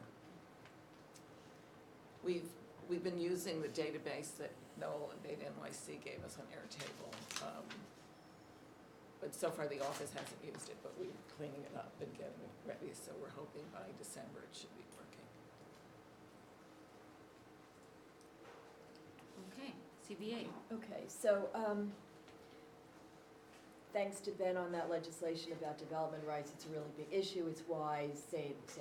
Monica's Church was able to sell 100,000 square feet, and Extel has been able to tear down every walk-up tenement building between 79th and 80th Street, which had been warehoused for a while, and all the small businesses associated with that as well. And now we have a vacant lot for who knows how long until Extel decides what the plan is. And DOB, believe it or not, does not require that demolition sites be lit. So we asked Extel to put lights on it. It's an entire block long, and there's no ambient lighting. There's a brick wall, and there's a church, and there is no required lighting, which is pretty amazing. CB8 is putting on an educational town hall on the charter proposal ballots, and I'll be asking all of the boards if they would like to sponsor. We're planning to have speakers for every proposal. It's not as controversial as last year's, except I think the Civilian Complaint Review Board, and then we're intending to have someone from the PBA and someone from the ACLU on that. The other ones seem more straightforward, but we want to make sure that the public understands them. We're having some issues with landmarks, particularly with staff approvals, that there's a building with a window that is a 2-story window. It's a small townhouse on Madison Avenue in the historic district. The window is whimsical, it's interesting.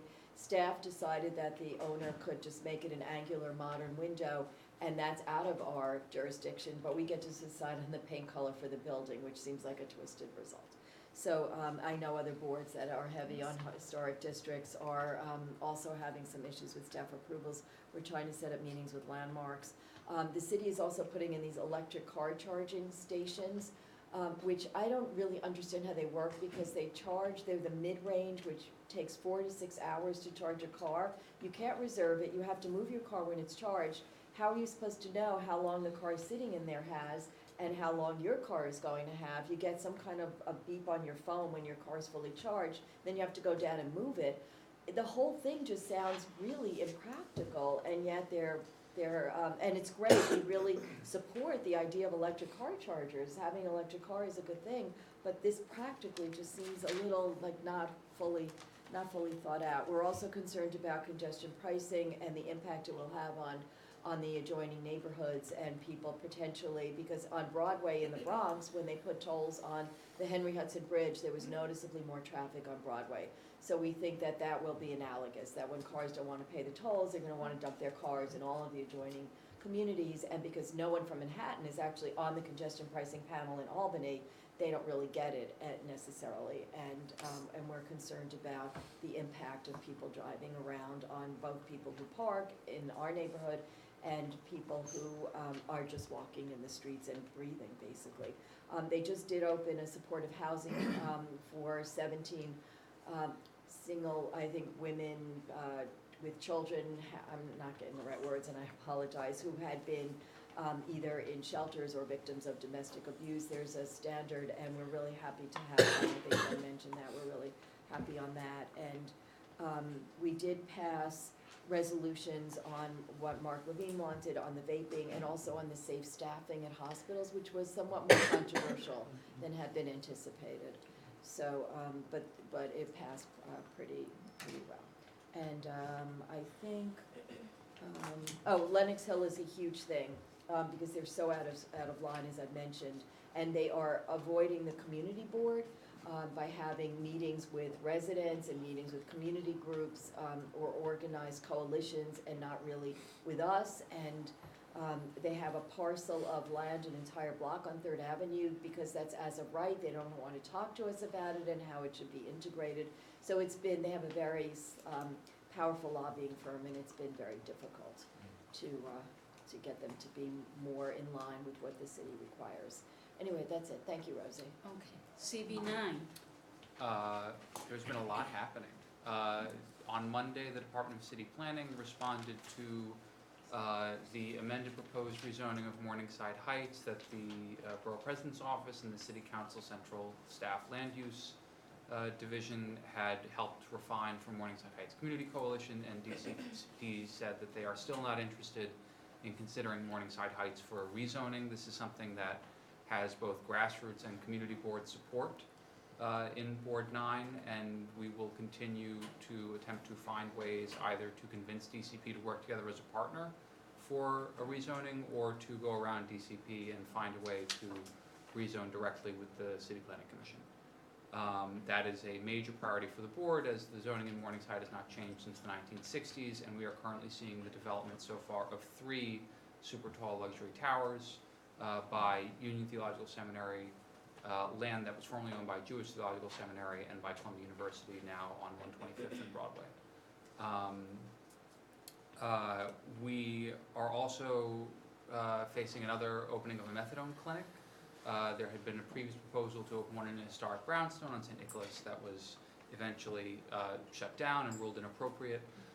In this case, though, the same facility program, Argus, is closing a buprenorphine treatment program on 145th Street between PS 186, Boys and Girls Club, and the library, and opening a methadone clinic, because for them it is more economical.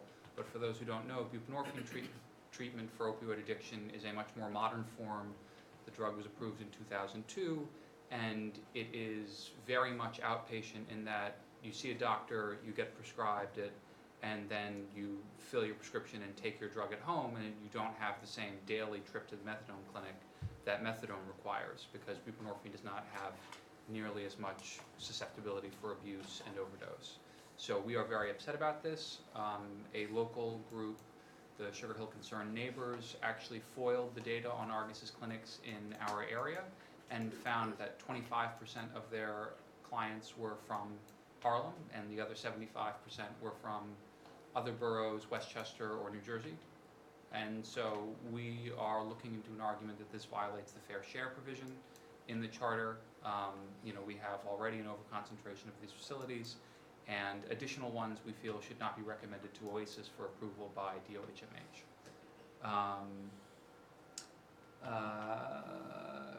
We also have a resolution on the proposed third-party transfer task force, where the city has been using the third-party transfer program to take owner-occupied buildings like brownstones or housing development fund corporation co-ops and transfer them to, let's say, well-connected developers and nonprofits. After a city council oversight hearing, they are creating this task force, and we are calling for the inclusion of several members from affected communities or advocacy groups like tenant interim lease buildings and distressed HDFCs, the HDFC Coalition, and not just members from HPD electeds and developers and nonprofits that have service contracts with HPD. So that actually comes up to a vote tonight at our general board meeting. The Amsterdam Avenue redesign or the implementation of the redesign has begun. This was opposed by the community board due to the fact that it reduces traffic on Amsterdam Avenue by reducing lanes, but does not provide any sort of benefit that we can see aside from the purported traffic calming or congestion measures. In particular, we had asked for consideration for a bus lane on Amsterdam, given that it was cited for 3 highly used bus routes, the M100, the M101, and the M11. We remain in discussions with Department of Transportation.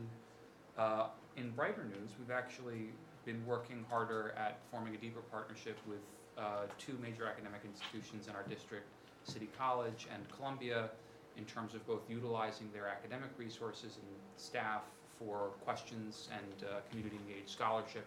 So City College has indicated an interest in helping us assess the air quality impact of the Amsterdam redesign.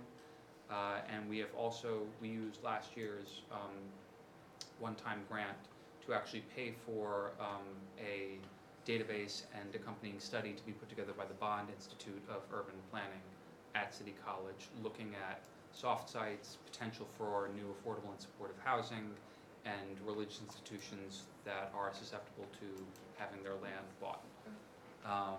And so we look forward to partnering more with both of those institutions. Child's Memorial Greater Tabernacle Church on Amsterdam Avenue was torn down. That was the historic church where Malcolm X had his funeral.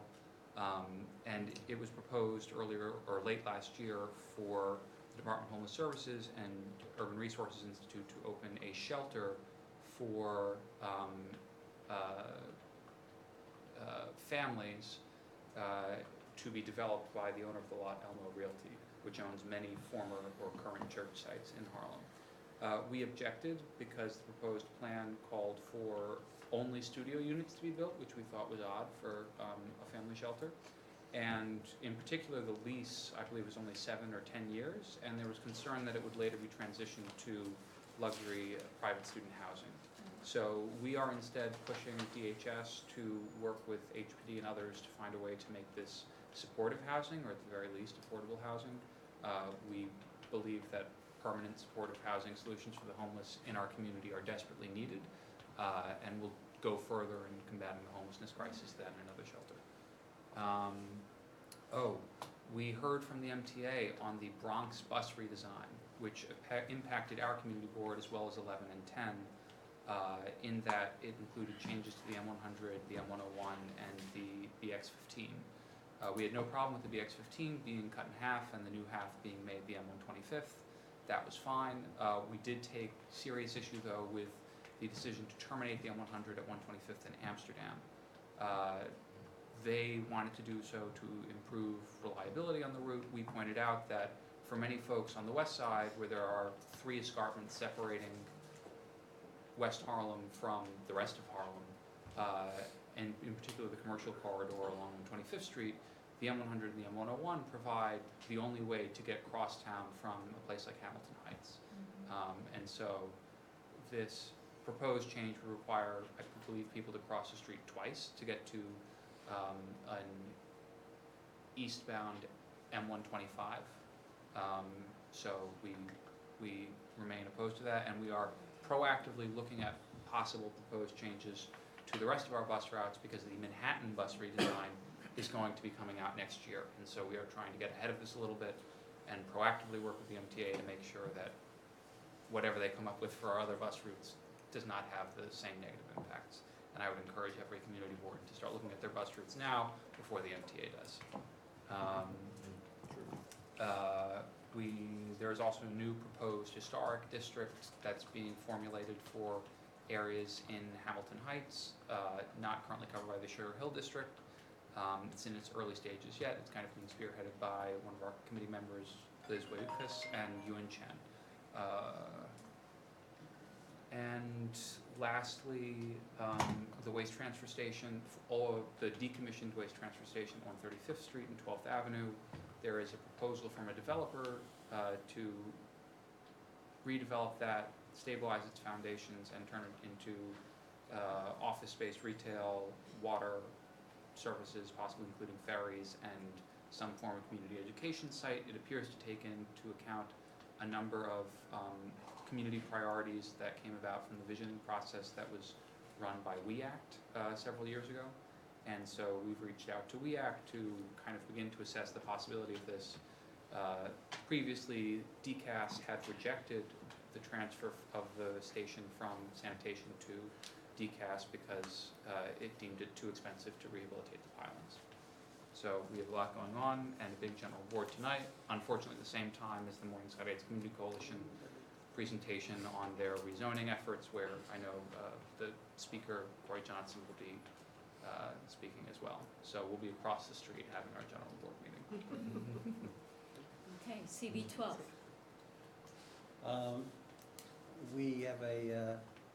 We finished our budget consultations here yesterday with OMB, and we have our budget priority hearing on the rankings on the 15th. October is a challenging month, as you well know, because of faith-based holidays and national holidays as well, but we managed to squeeze it in.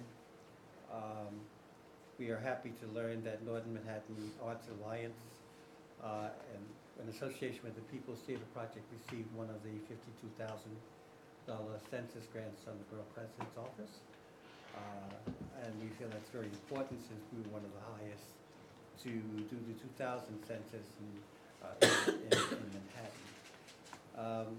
We had our public information meeting on the Dyckman Marina. As you well know, it is now a marina and a new restaurant. So the owner was present, as well as his partners, as well as the electeds, and we felt that that would be a good time to welcome him to our community and to answer all questions related to his operations and what he intended to do. The new restaurant is called The Hudson, and he is open, and that was a very welcoming experience. The Borough President was there as well, and we had about 150 people who attended that meeting, and they went off very well, and most of the questions that they raised was sufficiently answered. Parks Department was there, the Marina Division was there as well, and so we look forward to the new RFP that is already public, which I think the closing date is for that is October 11th. Progress is being made on that area as a result of the court order, the bankruptcy court order for the former property owner. We were fortunate to have a co-naming on 83rd Street and St. Nicholas Avenue for Rafaela Stevens, who was a major community activist in our area, and also a member of our community board. And what's remarkable is that this year we've had now 3 co-namings for community board leaders in our district, thanks to Yadanis Rodriguez. The other 2 were Chair Pamela Palanki North and Obi Bing. We are supporting the local laws relating to the notification of transfers of development rights that were discussed by Ben Kalos. We only have one question about that, and that is the provision 1691. We don't know why, if you are merging a lot, why it has to be a new name instead of putting the existing lot numbers that you currently have. So we are unsure about that, and a message was sent to the councilman for an answer, but that was the only question we had. That resolution will come up for a vote on our October meeting, which is Tuesday, which will be in time for any testimony which we would like to give in reference to that support. In association with Columbia Medical Center and New York Presbyterian Hospital, there is a Healthy Haven Fair for preventive medicine workshop. It's all free and open to the public, and that will be on the Haven Avenue Plaza at 169th Street and Fort Washington Avenue. Hopefully the weather will be good, and we will have a big outing. Last year was held inside in the Armory, which is across the street. I believe that is all, and thank you very much. Thank you. Okay, moving to the Borough President report. Lizette Chaparro, one of our urban planners who's here, raise your hand, will be available after this meeting to discuss the issues of mechanical voids in Business District. That's going to be coming up soon. So you can take advantage today, and if need be, maybe we can schedule something, put something together to be more informational for the boards. Charter revision. There are changes that are being proposed that will be in the November election. Several different proposals, I think like 5 of them. And the one thing community boards need to know, if you're having someone come to your community board to make a presentation, it has to be informational. If someone is coming to propose on behalf of something, then you need to have another group come and propose on the cons of on that proposal. So, and I know different groups and people are making the rounds in anticipation of the November election, so just please keep that in mind. Just a quick question. Yes.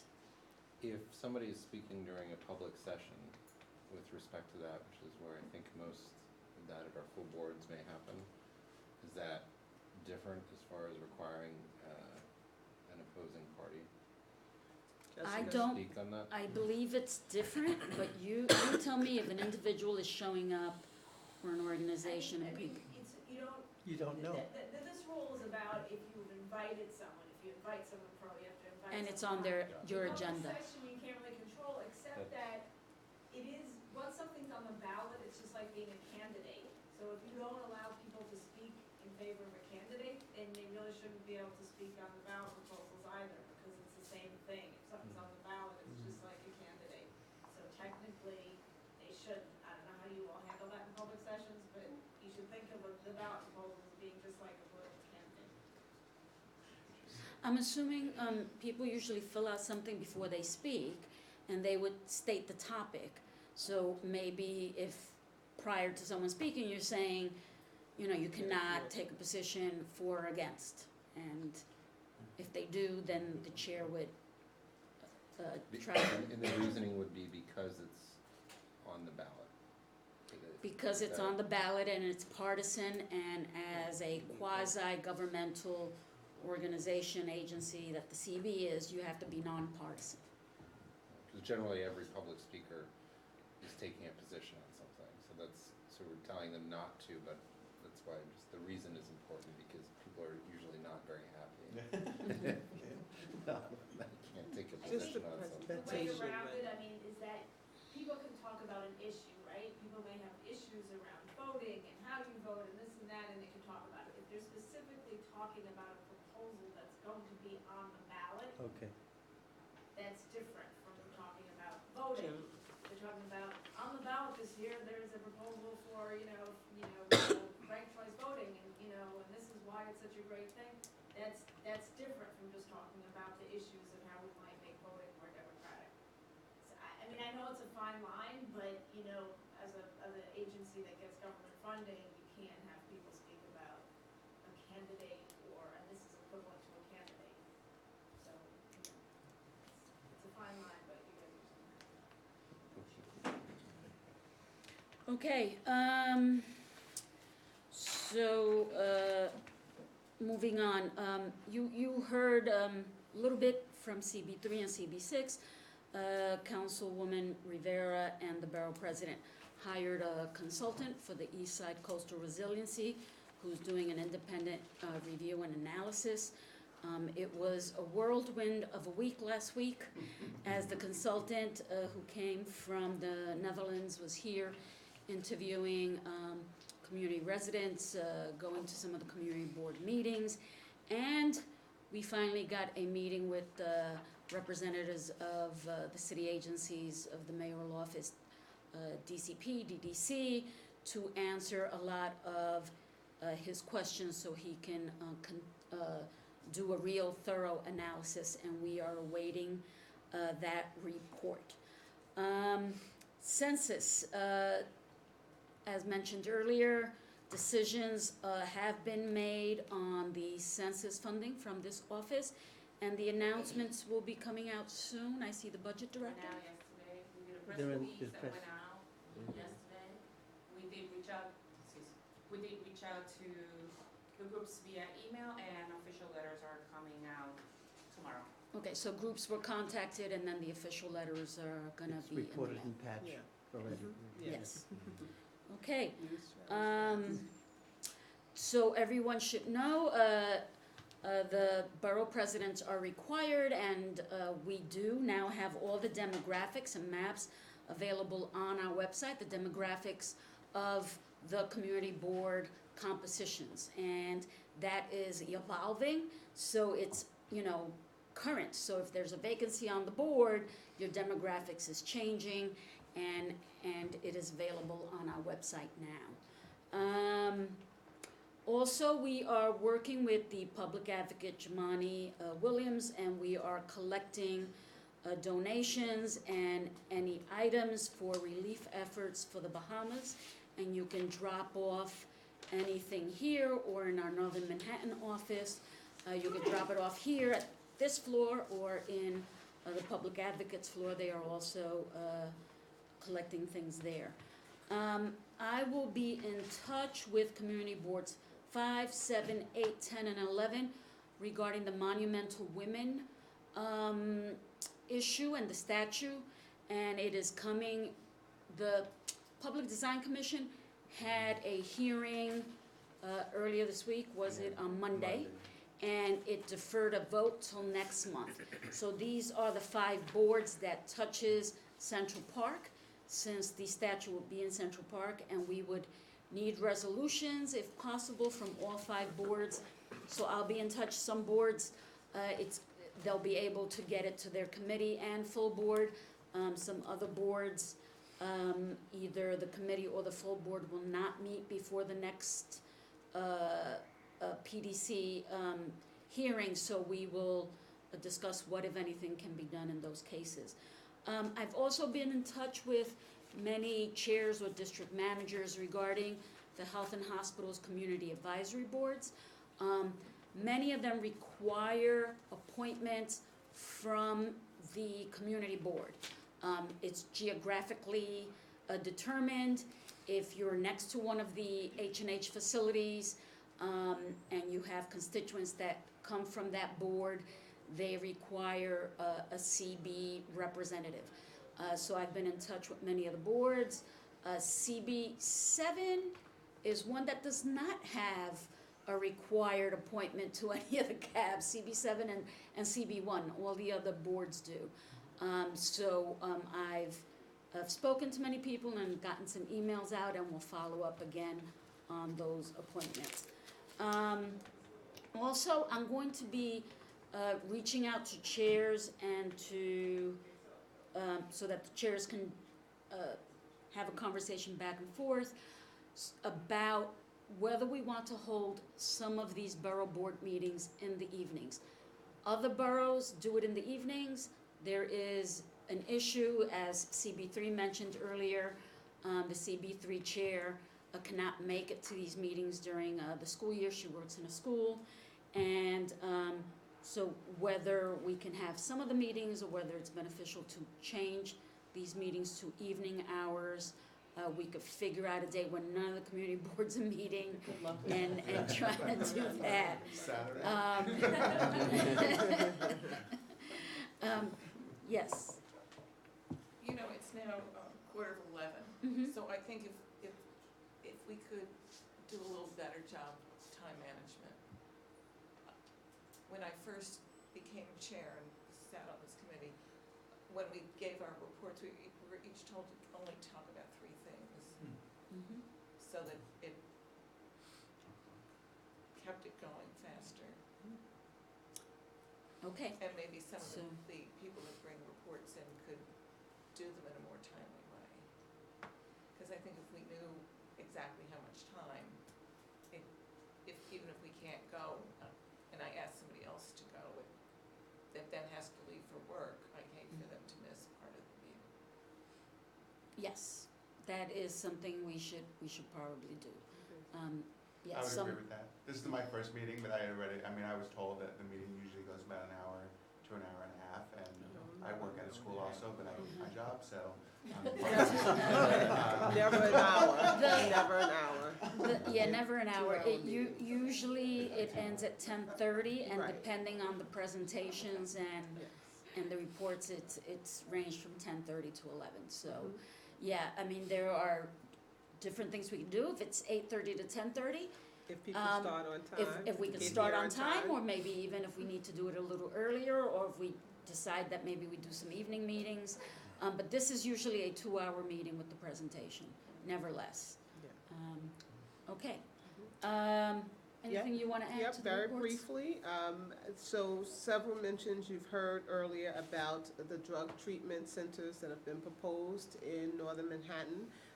The borough president does have a meeting on September 24th with Mount Sinai and many of the electeds, as well as some of the local community groups, and we'll be continuing to work on that in collaboration with some of the coalitions that you heard reference, whether it's the Argus Sugar Hill Coalition or the Harlem Coalition that exists, and we'll report back out to the community.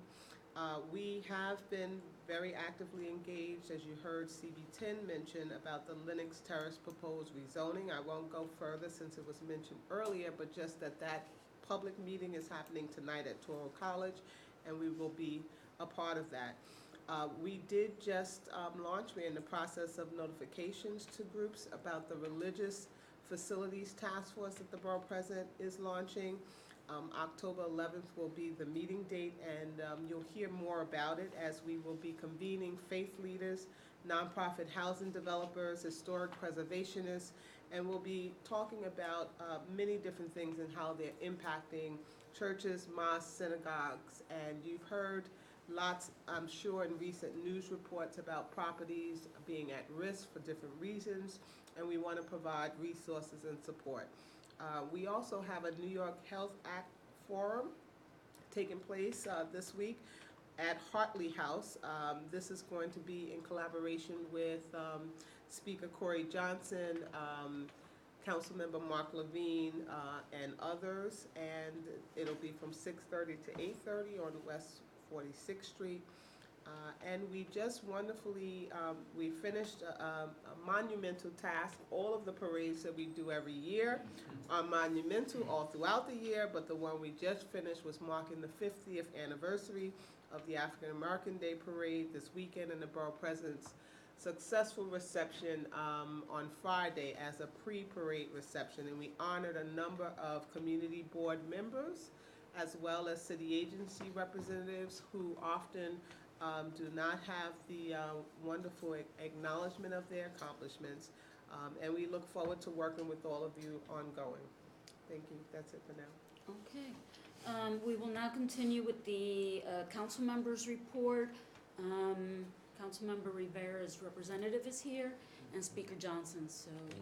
I just have one thing. Since you already spoke about ASCR, that was my report. We started a participatory budgeting cycle 9. We launched it officially last Tuesday.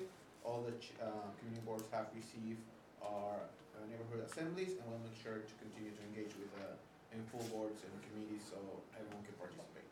That will be it. Thank you. Hi, my name is Brittany. The only thing I want to share on September 25th at our district office, we're holding a voter registration day. It'll be from 10 a.m. to 1 p.m. So people are welcome to come by during that time and register to vote if they need to. Okay, Councilmember Chin's office. All right, my name's Anthony Drummond from Chin's office. Just real quick, couple of items. One, we hosted in collaboration with Councilmember Rivera, the participatory budget, which went very well attended. And also want to announce from the council member's office that we introduced our age discrimination bill. Just real quick, the bill will create an Office of Older Adult Workforce Development to assist older adults in joining or rejoining the workforce. Create an age discrimination task force to study the instances of consequences of age discrimination in the workplace, and submit a report with the recommendations related to how the city can establish mechanisms and resources and service to help older adults who were subject to discrimination. And it will also require the New York City Commission on Human Rights to investigate ageism in the workplace, and require the Human Rights Commission to develop training materials to help identify, prevent, and eliminate age discrimination in the workplace. And that is it. Yeah. Okay, well, that is a wrap. Do I hear a motion to?